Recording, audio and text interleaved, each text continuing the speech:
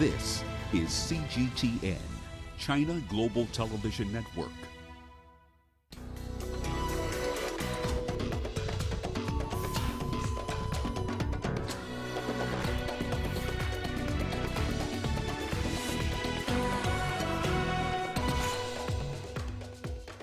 Sudan's military reinstates ousted Prime Minister Abdalla Hamdok.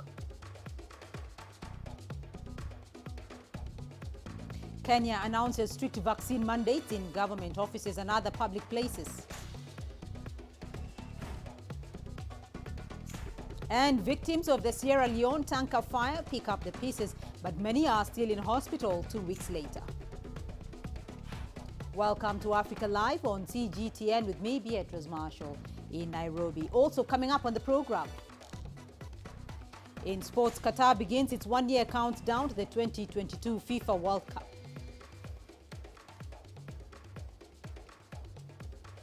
And we begin the hour in Sudan, where the military has reinstated Abdalla Hamdok as the Prime Minister of the country. On Sunday, the military and civilian political parties reached a political agreement in efforts to end the bloodshed in Sudan. The 14-point deal was signed in the presidential palace in Khartoum. It will see Hamdok forming an independent cabinet of technocrats for a transitional period. The deal also provides for the release of all political prisoners detained during the military takeover. Hamdok was seen in public for the first time in weeks on Sunday. He was placed under house arrest since the military took over power on the 25th of October. Signing this framework agreement widely opens the door for fixing all the causes and challenges of the transition. The last 2 years have certainly achieved much when it comes to this partnership, removing the international isolation, removing Sudan from the list of countries sponsoring terrorism, economy, and peace. There are many achievements, but there are still great challenges facing us. We have been living in a crisis for a long time. Thank God, we are proud today that by signing this political decree, we are able to lay a real foundation for a transitional period like we envisioned it, and like the Sudanese people wanted it in the beginning of the transition, or the beginning of the Intifada, which happened in April 2019. Meanwhile, activist groups leading the protests since the military takeover have demanded that the military gets out of politics altogether. Several of the resistance committees have rejected any deal within the military. They include the Forces for Freedom and Change, which is a civilian coalition that was sharing power with the armed forces. The FCC has called for the anti-military protests to continue in Sudan. On Sunday, thousands of protesters marched towards the presidential palace in Khartoum. Security forces tried to disperse the crowds with tear gas. Latest reports say that a teenager has been shot dead in Sunday's protests. Weeks of demonstrations have taken place in the country since the military takeover. Well, CGTN's Naba Mohideen has been covering that story for us. She's joining us live from the Sudanese capital, Khartoum. Naba, give us more details about this agreement and when we expect to see a cabinet in place. Hi, Beatrice. Yes, this agreement came after 3 weeks of political unrest and after people were awaiting the release of Abdalla Hamdok and the statement of Abdalla Hamdok. But now the demands of the street, the demands are different because reinstating Abdalla Hamdok without punishing or at least opening investigations about the killing of 40 protesters since the military took over the power for the protesters is it's unacceptable thing. And also they see that if Hamdok is just reinstated to his position and with excluding the Freedom and Change Forces, which is the main political coalition that fought the protest against Omar al-Bashir, protesters think this is a betrayal of the December Revolution goals and gains. And now the protest now is against this new deal, and there is calls to organize more protests against Hamdok Burhan new deal. And they think Abdalla Hamdok now is need to be ousted too because but there is different calls for this. Now the street is divided into two. People with this deal to just save time and to save the political and economic gains Sudan has achieved in the 2 years, and also people against this because they think the military is just using Abdalla Hamdok to be legitimated and to have legitimacy to do the political change without including all of the political parties. This deal said that the constitutional draft that was signed after al-Bashir ouster will be in place, will take place in this new deal, and it will be a power sharing deal too with the civilians and military generals. It will be headed periodically, period for civilians and period for military generals, just like the last deal. But with the amendment of 2020, when the rebel group signed the peace agreement, and they were part of the political scene. Also, this deal includes the unifying of all of the militaries and rebel groups and forces like RSF, which is Rapid Support Forces, into one military, and also to continue the endeavors that the Prime Minister Abdalla Hamdok has started with the integrating the international community and international financial institutions.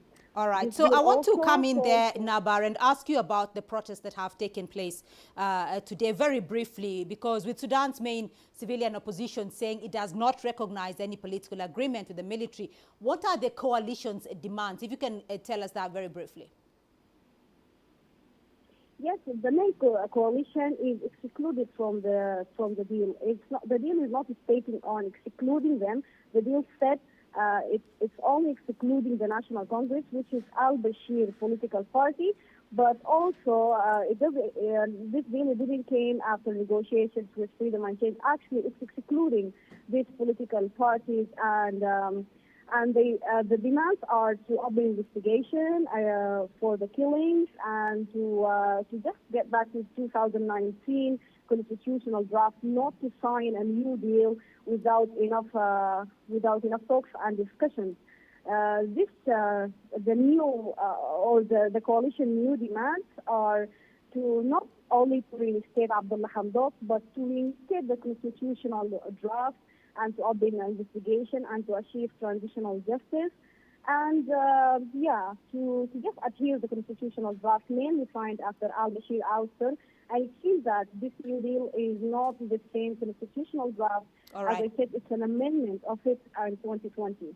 CGTN's Naba Mohideen joining us there from Khartoum. Well, let me rope in Professor GAMAL Abdel Gawad there. He's a political analyst and researcher at Egypt's Ahram Center for Strategic and Political Studies. Professor GAMAL, thank you for joining us on Africa Live. The situation and the developing situation in the Sudan, the reinstatement of Hamdok marks a defining moment for a country that has been plagued by unrest for weeks. What does it mean for Sudan?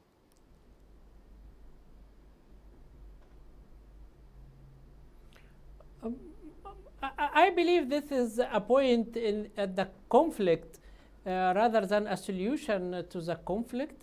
The current stalemate is still there, even though different parties are trying to outmaneuver each other. This is still part of the power struggle between the military and the coalition. On the other hand,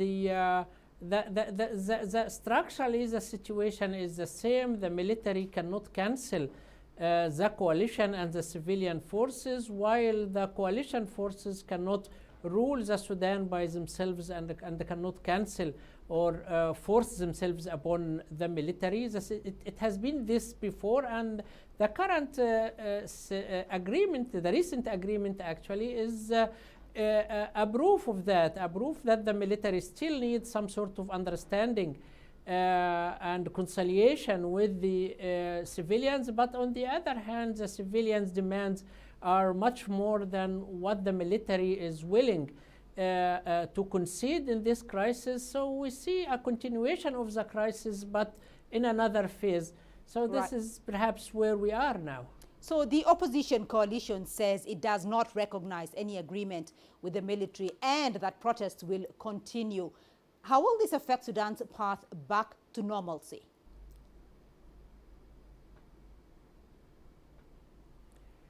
Perhaps the pressure and the counter pressure between the main two sides here is likely to continue. The opposition forces perceive the recent developments as a sign of weakness on the side of the military, that the protests that has been taking place in the different Sudanese cities in the past few weeks have forced the Sudanese military to concede, and they think that this kind of so-called concession from the military is an attempt to undermine and prevent the civilian forces from achieving a final success. So they insist on going on with the protests, even though they lost Hamdok, they lost the prime minister, because in any case, prime minister was not an integral part of the opposition forces. He is an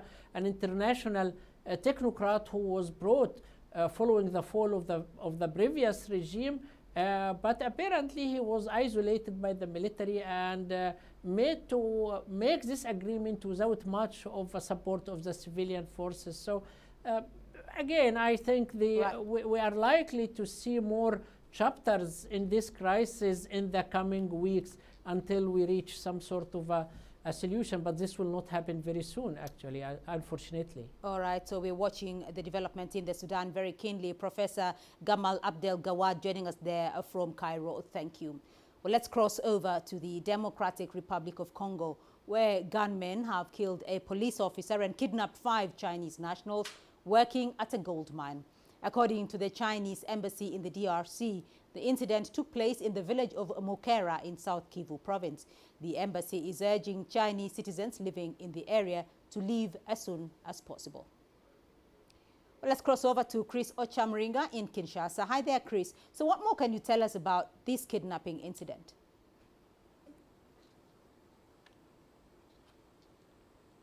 Well, Beatrice, this incident happened on Sunday morning in Fizi territory in the DRC South Kivu province in the east, an area that has a lot of deposits of gold and other minerals. The local officials there say the gunmen attacked a gold mining firm that's run by Chinese.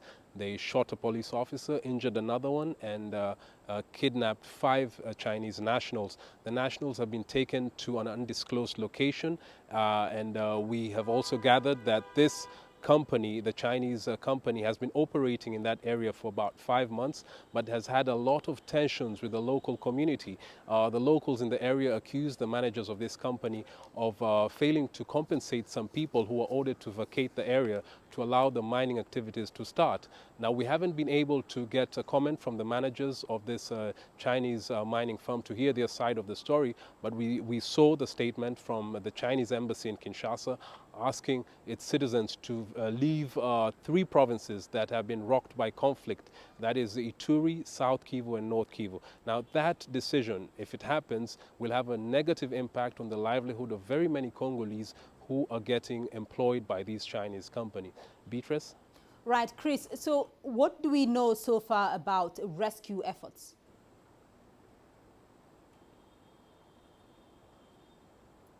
Well, the Congolese army says that it has already launched an investigation to find the identity of these attackers because it's not yet known, and they have also sent some troops to pursue them. They said that they will do everything within their power to find these gunmen and also rescue the Chinese nationals, the 5 Chinese nationals. And so we are just waiting to hear an update from the government. But this will certainly have it's a big blow to the DRC government's efforts of inviting investors to this country. President Felix Tshisekedi has been traveling around the world urging investors to come and invest in the mining sector.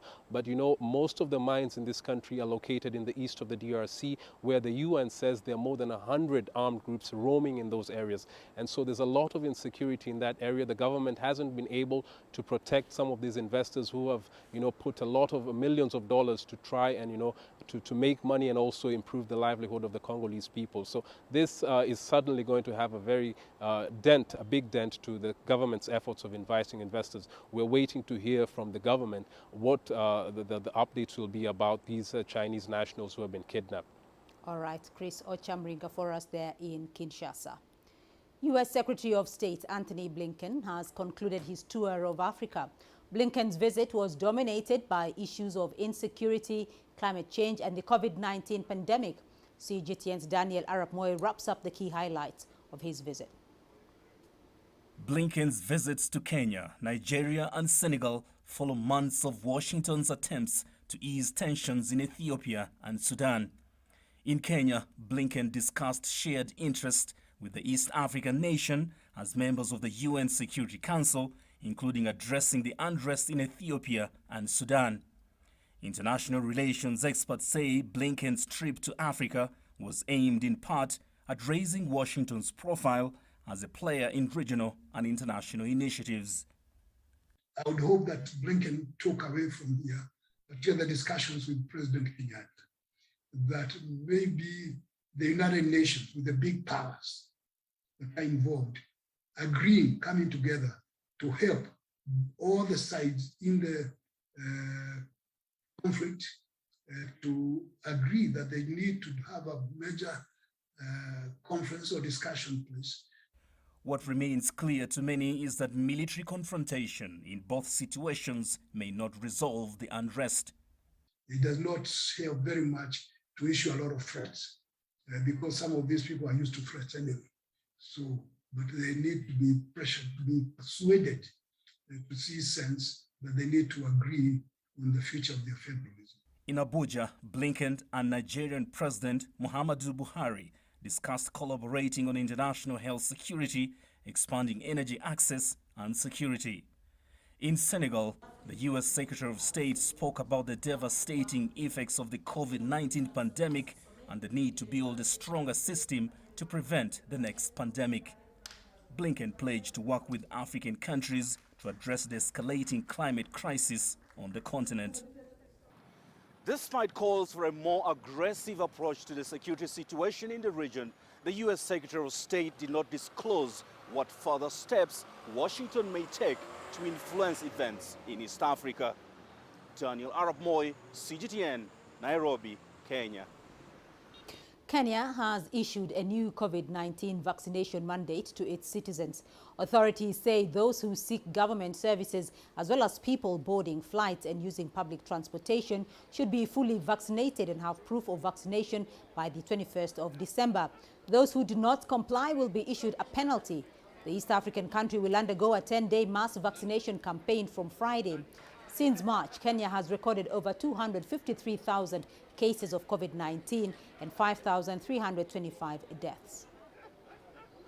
We have so far received some 10.7 million COVID-19 vaccine doses and administered some 6.4 million vaccinations. I'm happy to report that among our priority groups, 88% of our health workers and 79% of our teachers are now fully vaccinated. It's becoming increasingly apparent that as countries battle the pandemic, a lot more emphasis is being placed on the need to have more people vaccinated. Vaccination is a critical pillar in the control of the pandemic as a long-term solution to prevention of severe cases of the disease, deaths, and enabler to return to normalcy. You're watching Africa Live. Still ahead on the program. Victims of the Sierra Leone tanker fire pick up the pieces, but many are still in hospital 2 weeks later.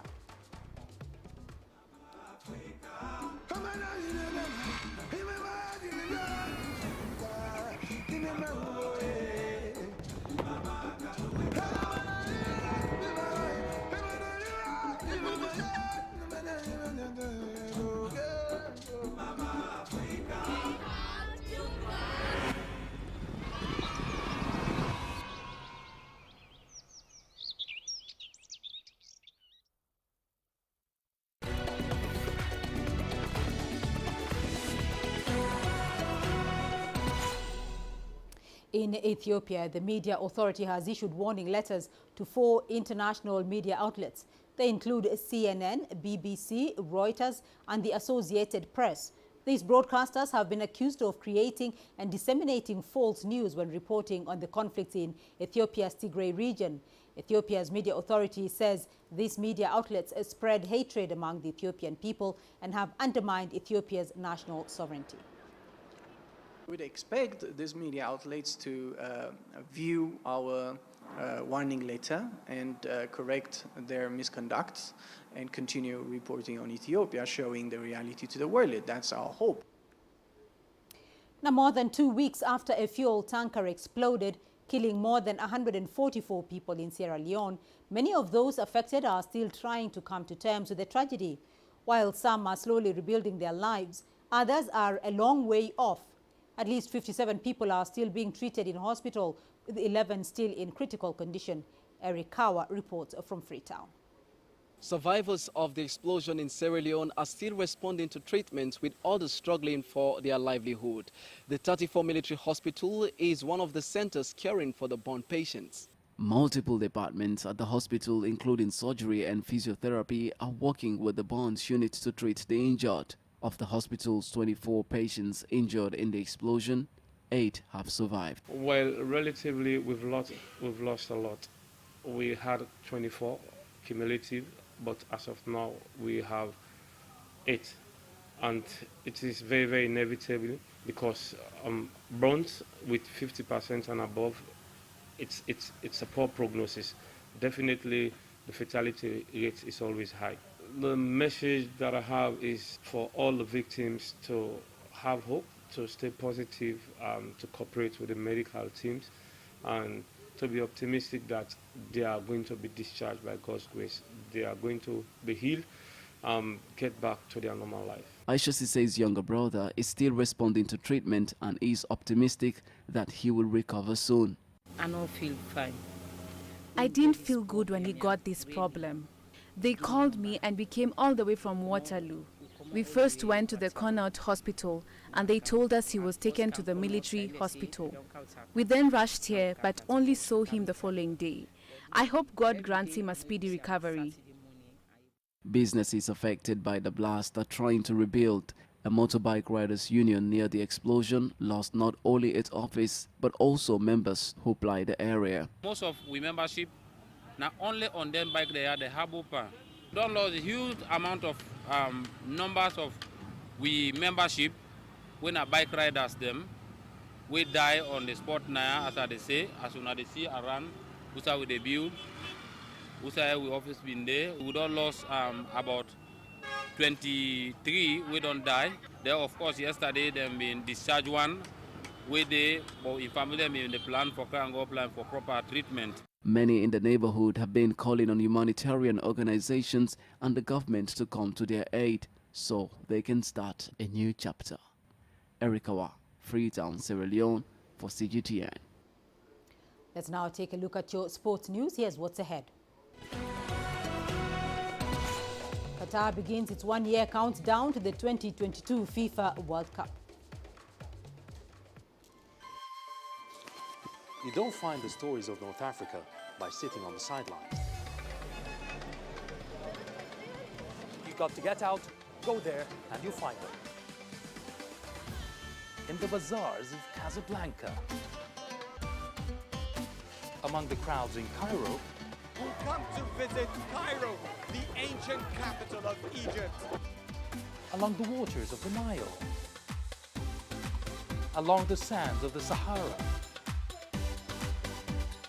No one else will take you where we can in North Africa.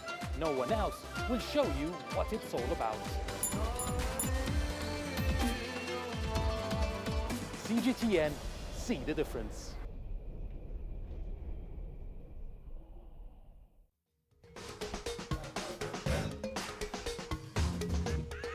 Africa Live. Find your voice.